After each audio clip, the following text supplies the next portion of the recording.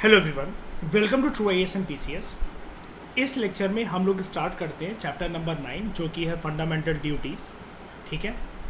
And ये chapter जैसा कि मैंने आपको बताया था कि तीनों चैप्टर्स आपको सिंक में पढ़ने, सिंक्रोनाइज मैनर में पढ़ने। फंडामेंटल राइट बीच में होता है, उसका एक आर्म जो होता है वो डीपीएसपी का होता है और जो दूसरा आर्म होता है उसका वो होता है फंडामेंटल ड्यूटीज़ का। मैंने आपको जब डिटेल्ड इंट्रोडक्शन दिया था डीपीएसपी वाले चैप्टर के अंदर, तो मैंने आपको ये बताया था कि डीपीएसपी एक रूल बुक होती है, एक रूल बुक है जिसके अंदर कुछ रूल्स गिवन है, कुछ गाइडलाइंस गिवन है कि सरकार को जब भी पॉलिसी एक्ट कोई चीज़ लेकर आनी है तो उसको इस बुक को रेफ़र करना चाहिए। ठीक है। लेकिन अगर हम इन दो की बातें करें, मौलिक अधिकारों की, फंडामेंटल राइट्स की और फंडामेंटल ड्यूटीज़ की, ये किसके लिए होते हैं? ये होते हैं नागरिकों के लिए, जबकि डीपीएसपी होते हैं स्टेट के लिए, है ना, ये सिटीजन के लिए होते हैं। अब मुझे एक बात बताओ, हालांकि हम इसके क्रिटिसिज्म में इसको देखेंगे बाद में जाकर मयूर, लेकिन जब मौलिक अधिकार डाल दिए गए थे संविधान के अंदर तो फिर ये अलग से चैप्टर फंडामेंटल ड्यूटी का क्यों डाला गया?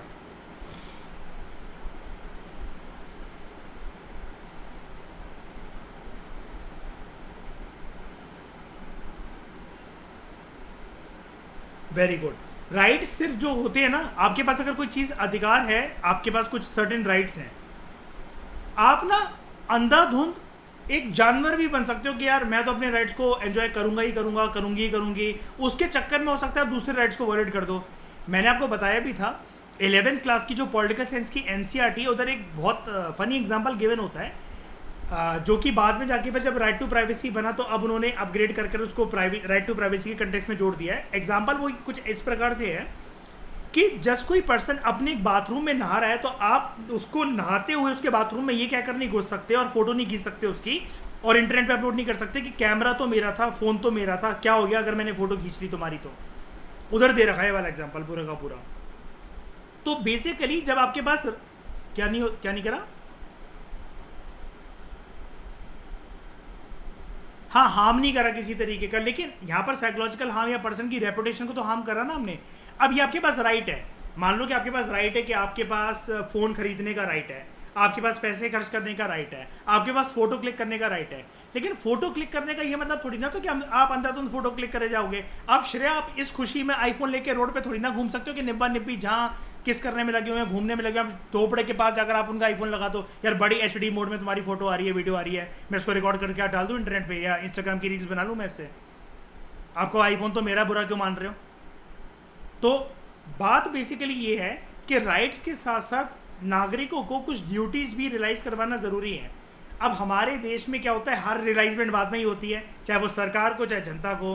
तो ओरिजिनल संविधान के अंदर फंडामेंटल ड्यूटीज़ नहीं थी, ये बाद में ऐड करी गई। ठीक है, देखते हैं हम इस चीज़ को। दो rights and duties of citizens are correlative and inseparable. होता है कि नहीं होता? हमेशा आपके कोई भी जो अधिकार हैं उन अधिकारियों के साथ साथ आपकी कुछ जिम्मेदारी भी बनती है ना। ये चीज़ें को रिलेटेड है और इन दोनों चीज़ों को एक दूसरे से जुदा नहीं करा जा सकता। जो ओरिजिनल हमारा संविधान था उसके अंदर सिर्फ और सिर्फ फंडामेंटल राइट्स है, फंडामेंटल ड्यूटीज़ नहीं थी, फंडामेंटल ड्यूटीज़ नहीं थी।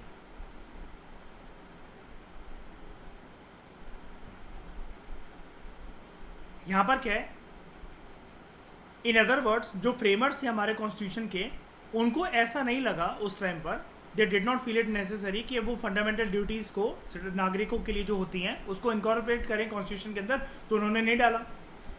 लेकिन उन्होंने जो ड्यूटीज़ हैं स्टेट की, देखो फंडामेंटल ड्यूटीज़ मैंने आपको अभी बताया ये नागरिकों के लिए हैं, ठीक है, लेकिन कुछ ड्यूटीज़, कुछ दायित्व तो राज्य का भी बनता है, यूनियन गवर्नमेंट का भी बनता है, स्टेट गवर्नमेंट का भी बनता है। तो उन्होंने जो ड्यूटीज़ जो डाली वो स्टेट के लिए डाल दी थी। इनको कहा जाता है in the form of DPSPs. अब मैं आपको एक बात बताता हूँ, यूपीएससी में भी, लेकिन यूपीएससी कभी भी इस प्रकार की लाइंस मेंशन नहीं करता जो कि मीनिंग ही किसी कंसेप्ट का चेंज करके रख दें। लेकिन इसके अलावा जो दूसरे एग्जाम्स हैं आपको उसमें ये चीज़ आ सकती है और आपको एग्जामिनेशन हॉल में बैठकर ये चीज़ बहुत ज़्यादा कप कपाने पे मजबूर कर सकती है। मैं आपको एक चीज़ पूछता हूँ,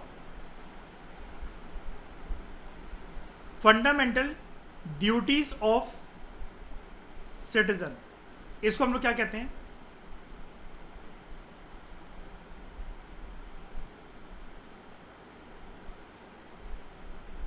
फंडामेंटल ड्यूटी ही कहते हैं यार, बिल्कुल सही। अब दूसरे प्रकार का क्वेश्चन ये बन सकता है, फंडामेंटल ड्यूटी ऑफ स्टेट, इसको हम लोग क्या कहते हैं? टीपीएसपी। ये एक यूनिक चीज़ है जो कि डीपीएसपी चैप्टर से अलग है और ये आपको पता होनी चाहिए। इसलिए श्रेया मैं पता है सोच समझ के सिंक्रोनाइज मैनर में चैप्टर चलाता हूँ मैं, ठीक है। जस्ट अभी वहाँ देखा तो रिलेट हो गया होगा यहाँ पर, है ना, ये चीज़ है। 1976 के अंदर जो फंडामेंटल ड्यूटीज हैं सिटीजन्स की, दे वर एडेड इन द कॉन्स्टिट्यूशन। क्या हुआ था 1976 में? 42nd 42nd नहीं वो तो 75 में लगी थी, मतलब इंदिरा गांधी जी ये 42nd अमेंडमेंट एक्ट लेकर आई थी, ठीक है। और उसी के तहत फंडामेंटल ड्यूटीज़ जो हैं वो ऐड करी गई थी। 2002 में one more fundamental duty was added. ये आपको पता लग जाएगा अभी चैप्टर जब आप आगे बढ़ोगे कि ओरिजिनली क्या थी और बाद में कौन सी ऐड करी गई। जो फंडामेंटल ड्यूटीज़ हैं इंडियन कॉन्स्टिट्यूशन के अंदर, ये इंस्पायर्ड हैं from the constitution of erstwhile USSR. और आज के टाइम में यूएसएसआर क्या है? रशिया। मैं ये चीज़ इसलिए पूछ रहा हूँ, ऊपर से कभी कभार यूपीएससी लिख देता है ऐसी चीज़ों को कि इंडियन कॉन्स्टिट्यूशन जो है उसने फंडामेंटल ड्यूटीज़ की इंस्पिरेशन कौन से कॉन्स्टिट्यूशन से ली। अब वहाँ पर आप रट्टा मार के अगर कोई पर्सन जा रहा है उसको यही नहीं पता कि यूएसएसआर का आज के टाइम में नाम जो है वो रशिया है। इसलिए मैंने आपको वो प्लेलिस्ट थमाई है श्रेया, कंटेम्प्रेरी वर्ल्ड पॉलिटिक्स की। पूरा का पूरा सिनेरियो जानोगे तो आपको ये भी पता लगेगा, उसके अंदर बहुत सारे लेक्चर्स लिए मैंने कि यूएसएसआर रशिया कैसे बना। और ये जो पहले यूएसएसआर था ना, तो श्रेया पता है ये 15 कंट्रीज़ का समूह था, एक यूनियन था जिसके अंदर Russia one of the countries थी, 1 आउट ऑफ 15। हाँ, बाद में जाके सारी कंट्रीज अलग अलग हो गई और उनमें से एक जाके बनी Russia. Estonia, Latvia, Lithuania, Kazakhstan, Uzbekistan, Turkmenistan, Azerbaijan, ठीक है, ये सारी की सारी ये जो कंट्रीज थी, चेकोस्लोवाकिया, रशिया, ये सारी की सारी, सर्बिया, मॉन्टीनीग्रो, ठीक है, बोलीविया, हर्जिना गोविना, ये सारी की सारी जो कंट्रीज़ थी ये 15 रिपब्लिक्स थे जो कि मिलाकर यूएसएसआर बनाते थे। बाद में रशिया अलग हो गया। तो मैं बताना ये चाह रहा हूँ कुल मिलाकर वो कॉन्स्टिट्यूशन ऑफ रशिया या फिर रशियन कॉन्स्टिट्यूशन वर्ड को भी यूपीएससी मेंशन कर सकता है। थोड़ा सा ऐसे सब्जेक्ट्स की जब आप इकोनॉमिक्स, पॉलिटी वगैरह जब और ईवीएस जब आप पढ़ते हो, शब्द में कोई भी वो मत करा करो, मिस मत करा करो उसको कि जल्दी जल्दी हमें करके निकाल देना है, कुछ भी कर देना है। अगर आपको लगता है तो कोई बात नहीं, वहाँ पर आप अपना बुक मार्क रख के या पेन रख के उधर ही उस लाइन को छोड़ के चले जाओ अगर आपको उठना है या कहीं जाना है या कुछ भी है, लेकिन वापस आके उसको उतनी ही शिद्दत से पढ़ा करो। मैं इसको ऐसे ही बसाने की कोशिश करता हूँ अपनी नज़रों के अंदर कि मुझे ये तक याद होना चाहिए कि अगर मैं अपनी आंखें बंद कर लूँ तो कि कॉमा कहाँ लगा हुआ था कौन से वर्ड के बाद, तभी इससे कोई काम बन सकता है। और ये ज़्यादा नहीं है, ये मुझे कोई ज़िंदगी भर याद नहीं रखना है, बस जब तक मैं लवासना के गेट तक नहीं पहुँचता बस तब तक याद रखना है। उतने बार बस मेमोरी को मुझे रिफ्रेश करते जाना है। और वो कब होगी? जब उल्टा सीधा कंटेंट आपके दिमाग के अंदर नहीं फीड होगा, तब इसके लिए स्पेस बनेगा। दूसरों की पंचायतें, गाने, ये वो फलाना ढिकमा, उन सबको छोड़ के आपको सिर्फ इसी में यही कंटेंट अब्जॉर्ब करने पे फोकस रहना चाहिए 1 साल के लिए। Notably none of the constitutions of major democratic countries जो आज के टाइम में हैं, like USA, Canada, France, Germany, Australia and so on, specifically contain a list of duties of citizen. किसी कंट्री के अंदर मेंशन नहीं है। Japanese constitution is perhaps the only democratic constitution in the world जहाँ पर citizen की एक list of duties जो हैं वो गिवन है, ठीक है। जो सोशलिस्ट कंट्रीज हैं ऑन द अदर हैंड, उन्होंने भी इक्वल इंपॉर्टेंस दी फंडामेंटल राइट्स को और फंडामेंटल ड्यूटीज जो है सिटीजन की। अब मैं आपको एक वर्ड बता देता हूँ, सोशलिस्ट कंट्रीज। ये वो कंट्रीज होती हैं जहाँ पर आइडियोलॉजी श्रेया जो फॉलो होती है वो सोशलिज्म की होती है। Don't worry, contemporary world politics के अंदर सब समझ में आएगा, शॉर्ट में बता रहा हूँ। सोशलिज्म की आइडियोलॉजी जहाँ पर फॉलो होती है सोशलिज्म की अगेंस्ट जो आइडियोलॉजी होती है वो होती है कैपिटलिज्म, डेमोक्रेसी या फिर लिबरलिज्म। और सोशलिज्म के साथ जो आइडियोलॉजी सिंक करती है उसको हम लोग बोलते हैं सोशलिज्म एंड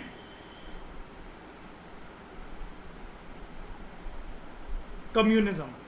डिफरेंस ये होता है श्रेया, सोशलिज्म के अंदर जो 3 क्वेश्चंस होते हैं ना इकोनॉमिक क्वेश्चन, जैसे what to produce, how to produce and for whom to produce, इसका डिसीजन सरकार लेती है।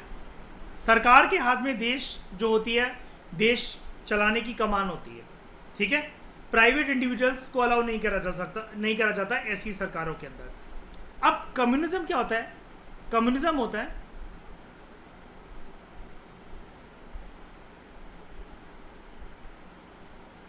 Cruel form of socialism. जब सिर्फ इकोनॉमिक डिसीजंस ना लेकर और देश को चलाने के डिसीजंस को ना लेकर सरकार जब ओवर इंटरफेरेंस दिखाए ना आपकी जिंदगी के अंदर कि आप कौन सा रिलीजन फॉलो करोगे, आपकी जॉब क्या होगी, आपके राइट्स क्या होंगे, जब कुल मिलाकर सरकार आपकी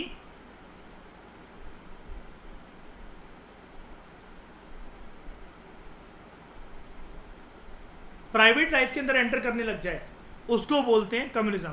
अब ये हुआ कि नहीं हुआ क्रूअल फॉर्म ऑफ सोशलिज्म? ये क्रूअल वर्ड यहाँ पर जस्टिफाइड है कि नहीं है, बताओ चलिए। इन सारे लोगों को, क्योंकि ये वाली बातें मैं बता चुका हूँ तो आपको समझ में आ गया होगा ये, ठीक है।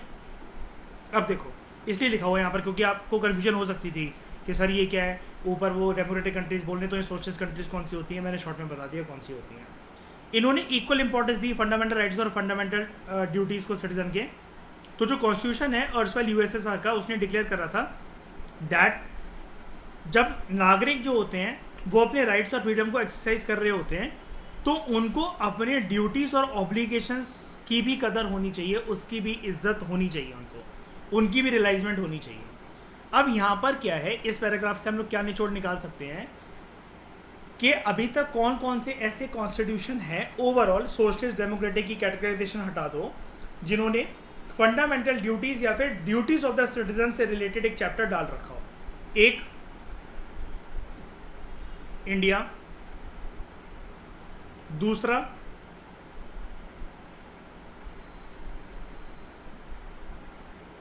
USSR/रशिया, तीसरा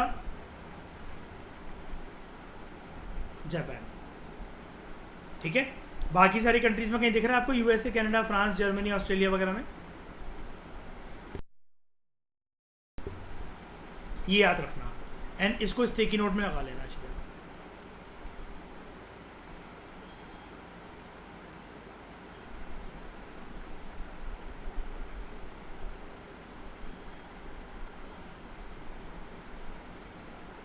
अब एक चीज जानते हैं हम लोग, सोरेन सिंह कमेटी की रिकमेंडेशन।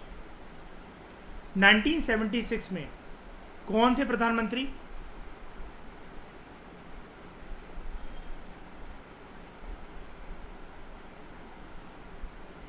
हाँ भाई, कौन थे प्रधानमंत्री 1976 में?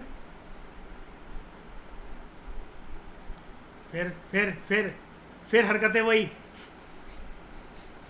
ठीक है, श्रीमती इंदिरा गांधी जी। हाँ, श्रीमती इंदिरा गांधी जी। तो कांग्रेस पार्टी ने उस टाइम पर एक कमेटी सेटअप करी थी जिसका नाम था सरदार सोरेन सिंह कमेटी।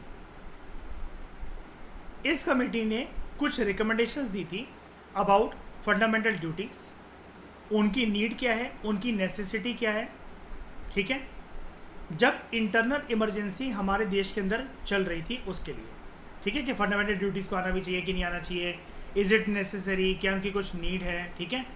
अब ये जो चीज़ है ना, इस कमेटी को ये बोला गया था कि ये देखो कि जैसे इमरजेंसी जब ये लगी थी तो इमरजेंसी के टाइम पर क्या नागरिकों की भी कुछ ड्यूटी बनती है, क्या अधिकार तो उनके हैं और अधिकार काफ़ी हद तक सस्पेंड भी कर दिए गए थे, लेकिन जो अधिकार अगर वो एंजॉय कर पा रहे हैं, अगर सरकार उनको लिबर्टी दे रही है तो उनकी कुछ जिम्मेदारी भी तो बनती है खुद के प्रति भी। कुल मिलाकर बात यह है, इंदिरा गांधी जी ने इस कमेटी को लाया इसलिए ताकि वो जनता के सामने एक ये वाली इमेज प्रस्तुत कर सकें कि देखो, आप सारा ब्लेम गेम सरकार पे नहीं डाल सकते, कुछ कुछ जिम्मेदारियां बीइंग अ नागरिक आपकी भी बनती हैं। एंड अगर हम एक बार के लिए राजनीति को हटा दें, अगर प्रधानमंत्री की ये टोन या ये आइडियोलॉजी हमारे सामने आ रही तो उसमें कुछ गलत तो है नहीं। वैसे भी मगर कुछ गलत है क्या? सही बात है, हम हर चीज़ का ब्लेम यार दूसरों के ऊपर, सरकार के ऊपर थोड़ी ना डाल सकते हैं। यार आप कह रहे हो देश साफ नहीं रहता, वो नहीं रहता, है ना, फ्रूटी और लेस के पैकेट खाते खाते अभी वाली बात कर रहे हो, और आप कह रहे हो देश में कितनी गंदगी है वो, और आपने फेंक दिया सड़क पर मेरे सामने ऐसे वो करके। तो एक बार बताओ, आप इसमें सरकार को कैसे ब्लेम कर सकते हो जब आप इंडिविजुअल रिस्पॉन्सिबिलिटी लेने को तैयार नहीं हो? हाँ कि ना, बताओ।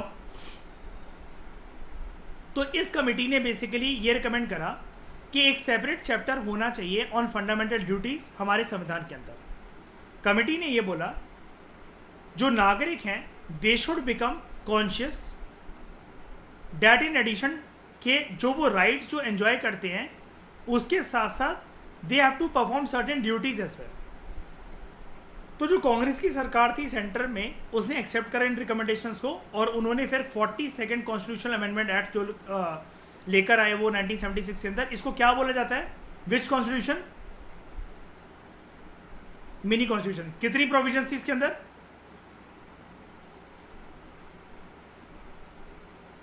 नहीं, ये श्रेय ये क्या होता है? 10-12 वो है, भिंडी बजा रहे हैं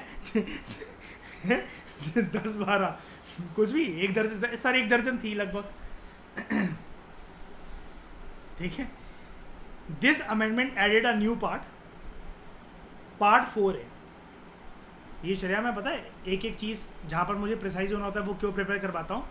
प्रीलिम्स और मेंस निकलने के बाद ना इंटरव्यू में इतना टाइम रहता नहीं है हमारे पास कि हम चीज़ों को सुधार सकें। पार्ट 4 है, ठीक है।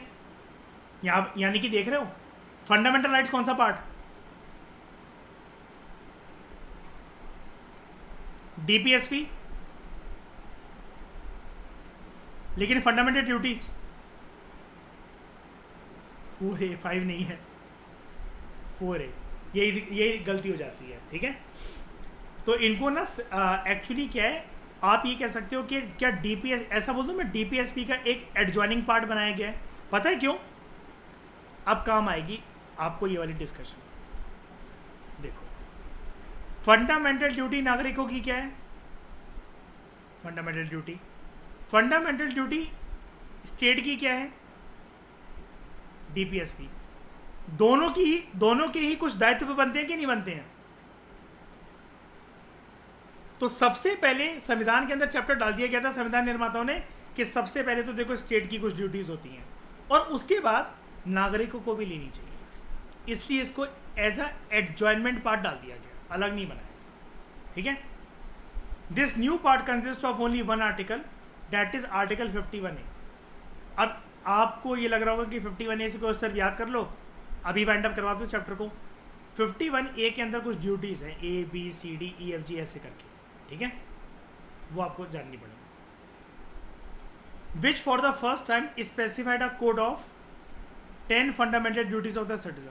तो आप क्या बोल सकते हो कि ओरिजिनली कितनी फंडामेंटल ड्यूटीज डाली गई थी?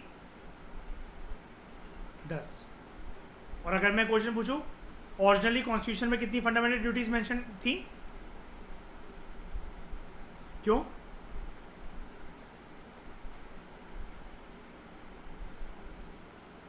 वेरी गुड, ठीक है। सब लोगों को ये चीज़ क्लियर हुई? ओरिजिनल संविधान के अंदर फंडामेंटल ड्यूटी नहीं था तो हमें 0 ही बोलना पड़ेगा, राइट। रूलिंग कांग्रेस जो पार्टी थी उन्होंने डिक्लेयर करा non inclusion of fundamental duties in the constitution. ये एक हिस्टोरिकल मिस्टेक थी। किससे गलती हो गई?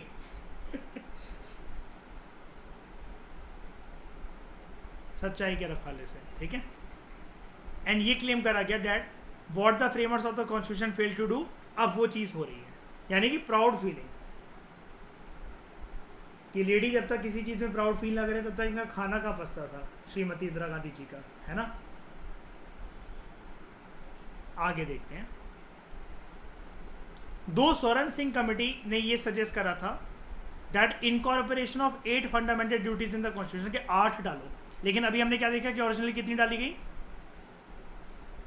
10। 42nd अमेंडमेंट एक्ट से 10 फंडामेंटल ड्यूटीज डाली गई, ठीक है।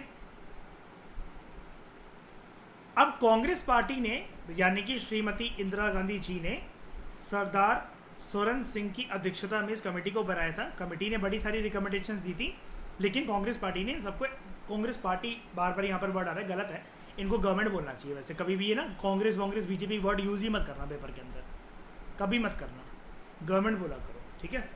गवर्नमेंट ने इन चीज़ों को एक्सेप्ट नहीं करा। एंड डोंट वरी, अभी आप इतना सतर्क नहीं हो पाते हो कि सर आप तो ऐसे बहुत कुछ बता जाते हो, किन किन चीज़ों का ध्यान रखें, रूल्स का पालन करें।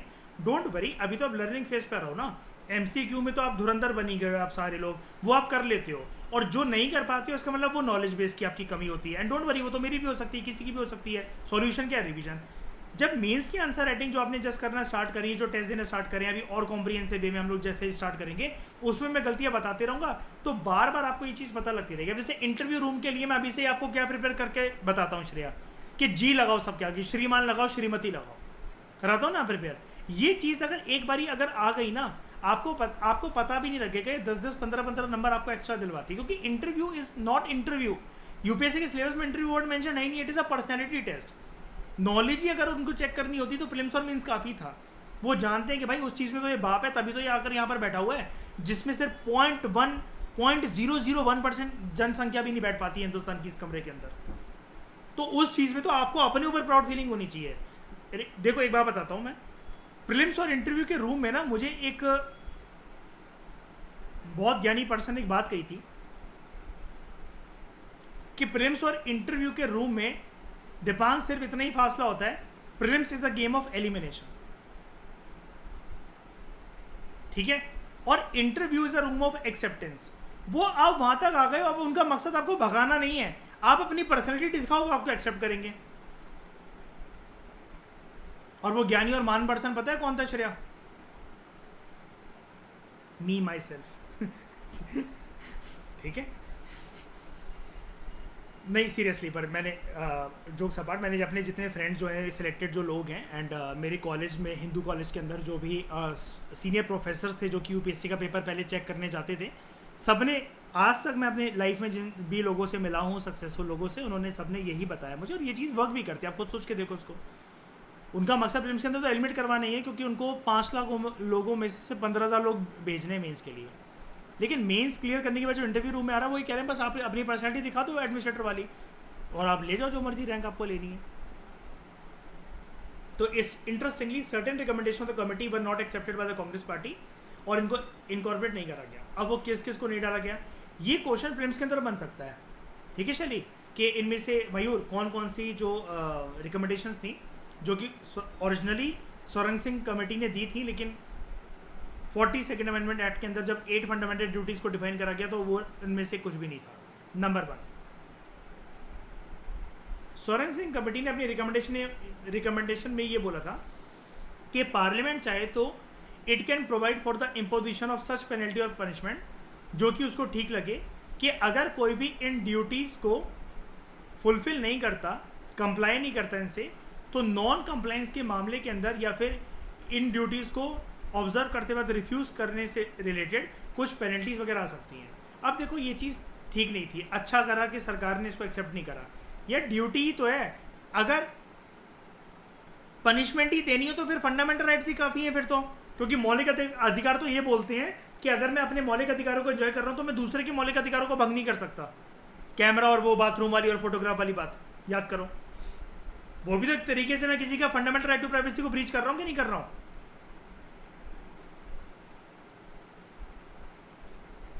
बात समझ में आ रही है?